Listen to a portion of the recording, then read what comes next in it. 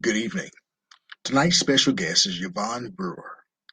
Yvonne hails from Cork, Ireland, and has received much acclaim for her poetic works.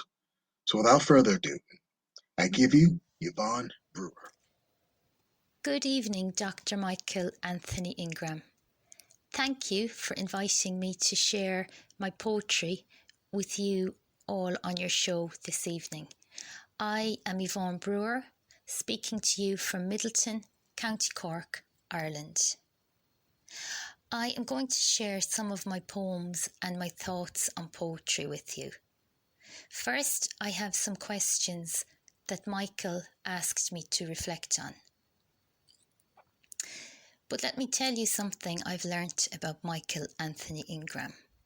He is a really kind and sweet man, but behind all that sweetness is someone who gets pleasure from asking really difficult questions to emerging writers like me. But I will do my best, Michael, to answer them. So let's begin with the first question. Why do you write poetry? Why do I write poetry? Well, writing poetry was never a choice that I made. I never once said, I want to be a writer or I want to be a poet. In a strange way, I feel that poetry chose me, if that makes sense. Things seem to eat away at me until I write a poem. They keep me awake at night, or sometimes I have to stop the car or stop cooking, stop conversations. As I said, it's not a choice. I have to write, or else I'm just tortured. But when I surrender to the voice within, my muse, my inner poetess, whatever you like to call it, then the words just flow and I am no longer captive. I am free. So maybe, Michael, that's the answer. One of the reasons I write is so that I can be free. And in a funny way, I feel that I do not write poetry. Poetry writes me. Things that move me emotionally or spiritually tend to be the type of topics I am inspired to write about. My poetry falls in a few different categories, and the poems that I want to share with you tonight are based on the themes of nature, motherhood, and in recent times, the sorrows and losses of Ireland's past have become the subject of my writing, and that's a subject that I plan to write more about in my next book. Now, I think it's only appropriate that the first poems I share with you this evening have an Irish-American connection. My first poem was written about a woman called Helen Phillips, who left County Mayo, Ireland, in the early 1900s for America, and she never returned. Her granddaughter, Linda Dunn, told me about her life and her life story, and this inspired me to write the poem called Éile Bán, two Irish Gaelic words that means white swan. So here is my first poem for you tonight, Éile Bán. I saw a white swan swimming alone in an emerald green lake in County Mayo. She sang a sweet song, Éile Bán. Her sound filled the air with gold. And I thought of you, brave Helen, and how you too swam alone, as you elegantly held your head so high, sailing away heavy with echoes of goodbye. You followed your heart, you let your spirit dance. Love flowed, you honoured the chance. shining a light so bright, spreading your wings so white.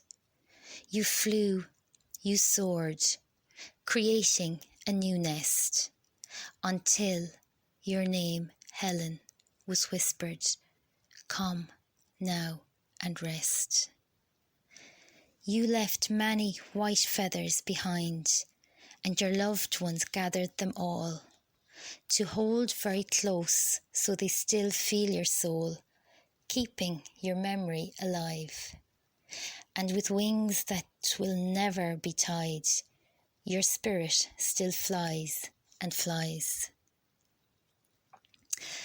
And today, an Irish arm wears magical gems, filled with your love and flowing your joy, wiping away all the tears of your last goodbye, shining the soul of Éala Bán, sparkling her heart light, whispering, welcome home, filling Éire again, like pots of gold.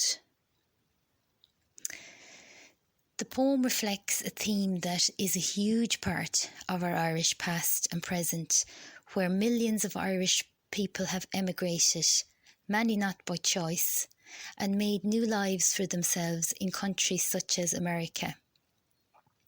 We still have such a very strong bond with countries like America because of this, as so many of our ancestors settled in faraway places. But I often ask myself, did they really settle? Did their souls settle? Did they always carry that longing to return home? I think so. Another poem on the subject of emigration that I'd like to read for you is called The Bowl of Shamrock. The Bowl of Shamrock.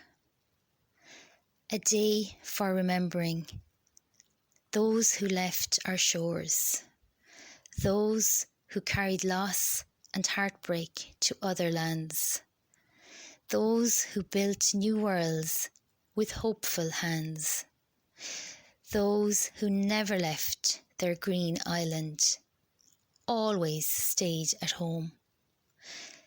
The many branches that have grown from one small goddess tree, those who sailed on boats to be free, the battles won or lost, inside and out, our ancestors and our roots, the buried ivy lies, the bitter shamrock truths. I have always felt a special connection to Saint Bridget, who is an Irish goddess and saint, and I like to think that all Irish people, wherever they are in the world, are guided by her eternal flame. Here is a poem I dedicate to Bridget, called Her Flame. Her Flame, in honour of Bridget, saint and goddess. It started out as a little spark. You hardly saw it as you were hiding in your dark. But you asked for my help and gave the little spark to me. And now, look what you hold so brightly, shining for the world to see. O I, Saint Bridget, find the light on the blackest of night. I guide your heart to hold on tight for one more day, to know and to see. Your tiny seed will soon be growing strong, and that you belong where words float and sail, where music twists and turns, where firesides crackle and sing, look, creation has begun. Darkness of winter will pass, and on spring's first day, your heart will wear a new dress. Your soul will wear shiny new shoes. You will dance and skip and jump and reach to the top of Bridget's bright light, O blessed healing flame. In awe you watch it, burning, strong, high, nurturing, believing, calling your name.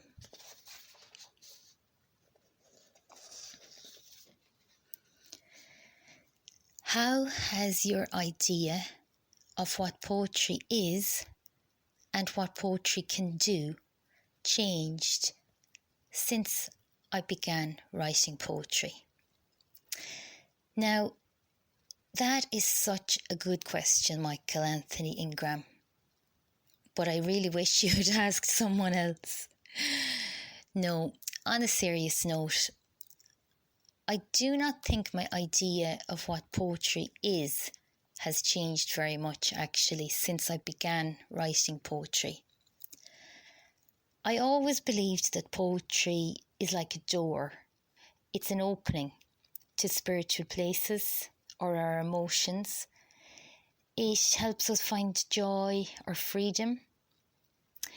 It can be a door that leads us to understanding and awareness. Poetry is like a door that we choose to open or close when we want to. I also see it as a door that can lead us into dark caves or dark rooms, representing our past, our family's past, our country's past, in order to return to those souls who may have been forgotten, and they need us to touch their souls with our presence so they can finally find peace. So poetry can also be a door that is a mirror as it reflects back ourselves and our past. I think I always believed all these things about poetry, and writing poetry hasn't changed my views, but maybe it's just made me feel these thoughts even deeper. But I believe what has changed for me is my idea of what poetry can do. I now see myself as creating and presenting doors for others so that they can enter all these places too. This has been an uplifting experience, but a challenging one as well. It has made me experience more of what poetry can do. It always moves me when someone contacts me to say that something I wrote has helped them or made them happy or helped them reflect on their past, or that they share the same views or whatever. Writing poetry has helped me realise the power of words. Poetry can do so much. It unites people, it guides people, it calls us to respond. It touches us emotionally and spiritually. Writing poetry has helped me understand how powerful poetry can be on so many levels. To help illustrate these ideas, I'm going to share with you a few poems that a lot of people responded positively to after reading them. The first one, it's a sad poem. It's a poem that I wrote about a mother in a mother and baby's home in Ireland when I heard a woman speaking on a radio programme one day. I was really overwhelmed by the stories that I received from women after this poem was published a few years ago. And having two children, two sons myself, I cannot even think of the pain and suffering these women endured. This poem is for all who can relate to this kind of suffering. It's called The Child That She Could Not Bring Home. They ripped you from my teenage womb in a dark, loveless room. They dragged you from my helpless arms, but not from my broken heart. Stole my child, but didn't steal memories that would tear a soul apart. The spring morning that they took you, I sat on a white, cold bed, and I thought, I am a ghost mother now, walking like the dead. This bed is like my grave. And I stared at my little child's future that I had no power to save. The spring morning that they took you, I was so empty, except for a heart filled with sorrows, heavy with grief for all the black tomorrows. So I gave you all I had that day, a heart of sweet golden tears, that I quietly wept as you soundly slept, unaware of your mother's fears. One tear for every moment and every year that I would not be there, when you cried or when you smiled, or wondered, did she ever care? How I blessed you with my tears of hope and gold, and begged that somehow your little soul would remember the young girl who sat all alone that spring morning in that dark, loveless room, crying for you, the child that she could not bring home.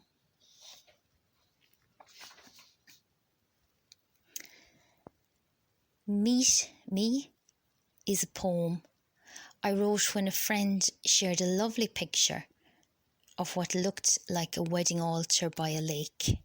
And this also has been a popular poem of mine that got a lot of response, including people who contacted me to say that they were reading it on their wedding day. The poem is called Meet Me.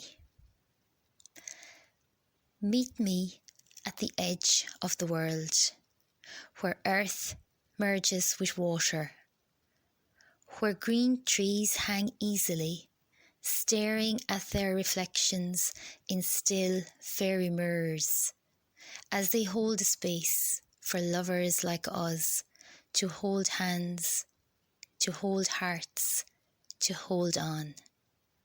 And they drop their favourite leaves like pebbles into the lake to celebrate the loving promises we will make as my flower-painted hand you take forever.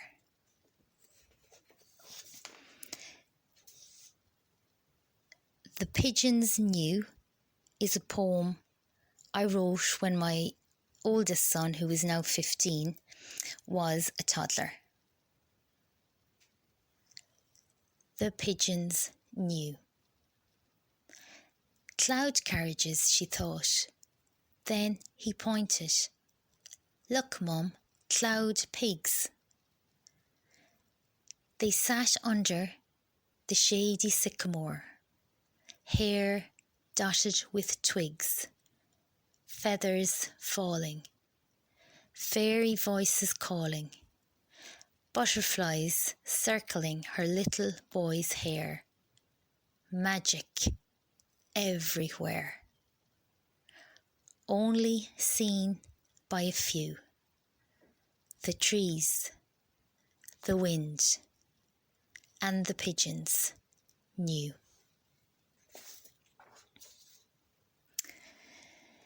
Does knowing that your poems are published and out there in the world validate your being a poet? Or are you content knowing they're out of your system? No, Michael, I don't write or try to publish in order to seek validation. I don't even write poetry to be a poet. The last thing I am thinking of when I'm writing is that I'm actually writing a poem or being a poet. I write it as it's part of me that demands to be seen and shared, and because I just have to do it. I don't choose to do it at all. So yes, I'm satisfied to have poems published so it gets them out of my system. As I said earlier, it helps me to be free. It's a liberating experience. For me, it has nothing to do about being a poet or getting published. The process of writing, rather than the product, such as publishing a book, is what is the most meaningful to me. What advice would I give to an aspiring poet? Well, that's interesting because I still see myself as an aspiring poet. I'm very much at the beginning of my poetry journey. But the only advice I would give to anyone interested in writing is, firstly, listen to yourself, and secondly, write. And then look at what you've written and listen to what that piece you just wrote says to you, and write some more. And then just keep repeating that cycle. Because for me, listening is as important as writing. I think writers have to be very good listeners. Listen to your heart. Listen to the messages in the world around you. And most important of all, write for you and love what you write. And be grateful for the words that present themselves to you.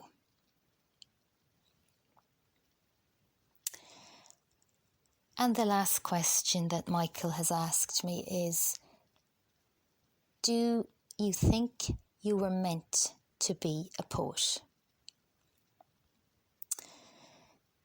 Well, one of the things that I do is that I write poetry from time to time. It's probably only a tiny part of who I am. I see myself as a mother, a carer, a teacher, a lover of life, who writes from time to time.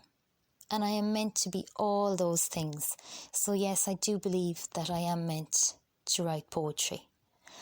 I don't know if I am meant to be a poet, but I do know that poetry helps me to find meaning. It helps me to explore who and what I am meant to be. And though I am 46 years old, I am not finished trying to find out who or what I am meant to be. I'm going to finish now by reading a selection of poems, about 5 or 6 short poems, and they combine themes of nature, love, magic, and dreams. I hope that you enjoy listening to them. Spring sends love letters to summer. Spring sends love letters to summer, written in ink of green. A love affair, blossoming, secret nocturnal awakenings.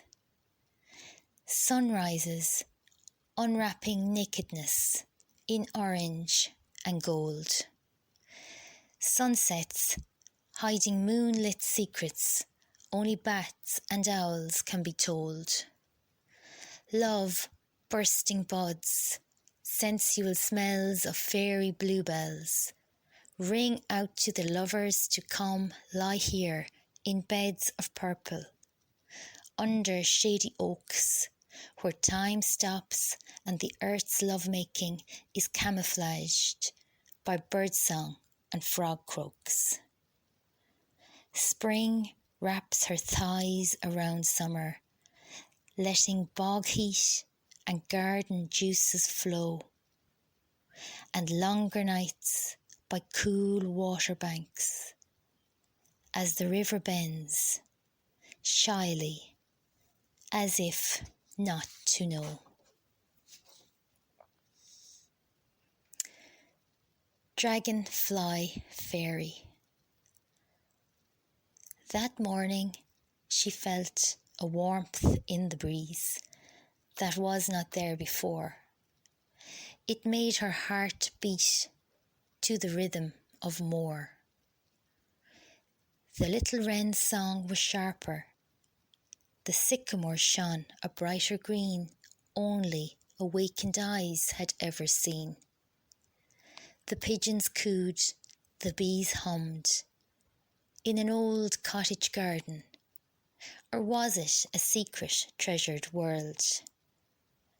And they danced to the left of her, and they danced to the right. She heard them buzzing past her, so magical, so light. Her eyes followed the dragonfly pair, who flew higher and higher without a thought or a care. As they danced, she felt the earth under her spin. And then she saw her, with her bright eyes and shining soul, warm heart and healing hands. And the dragonflies, they danced, they danced. In a slice of ice. In a slice of ice I saw her face, standing tall in a river bed, feather like sword under her head of flowing red hair. Muddy footprints broke her bones, quashed the truth of her heroism, her strength. The men she murdered, the women she saved from brutal lives, with a slash of a sharpened feather, as they slayed with rusty knives. Her memory forever frozen, captured by a rabbit shaman, waiting for a library to open as he explored the stories, written with icicle fingers on flowing waters that wait for nature to pause and open its book of no words and iced pages, holding sacred tales of hidden swords, buried goddess warriors, and forgotten sages. Piano fingers. I never played the piano, but I let my fingers lead me to tender spaces, darkness hiding faces, unsung lines carried by owl and bat under indigo skies, choking lyrics you swear are midnight lies. And so you convinced me to never study music, as my feet could not dance, until you saw me in a dream playing a glass piano, and my eyes trapped you in a sweet sounding trance. No Cinderella. Are you sorry for all the chimes you did not hear? Passing time, faces disappear. Did the hands of time reverse as no shoe in your box would fit? Rotten wine, she laughed. A broken bottle, one heart halved. This is the mantra of the last day, left holding all the words he did not say. There is no midnight ending. The big hand quivers to 10. Glass slippers on the feet of masked men. I see faces. For as long as I've known myself, I see faces in strange places. Clouds, stones, ceilings, hands, feet, shadows, rain, grass, stars, waves, eyes, sand. Today, I saw your face in a fallen tree. As always, it didn't see me.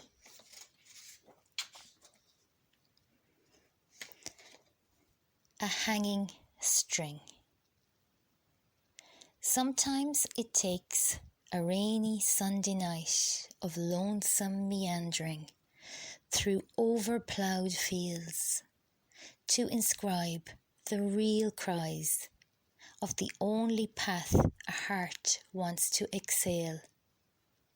So he lifts his pen and writes the same words to her, praying they are not too stale, before Monday rises with a damp sting, a smoky breath, and an overcoat with a hanging string.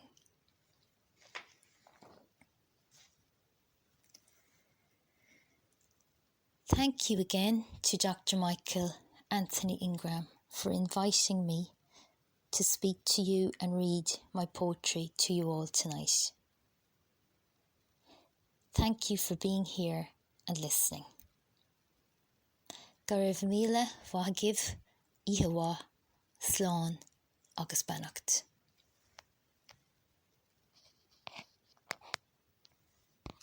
I'd like to thank Yvonne for answering the questions in a very thoughtful manner. I'd also like to thank Yvonne for sharing her beautiful, beautiful work. If you'd like to be a guest on Quintessential Listening Poetry, please contact me at maingram@gmx.com. Thank you and good night.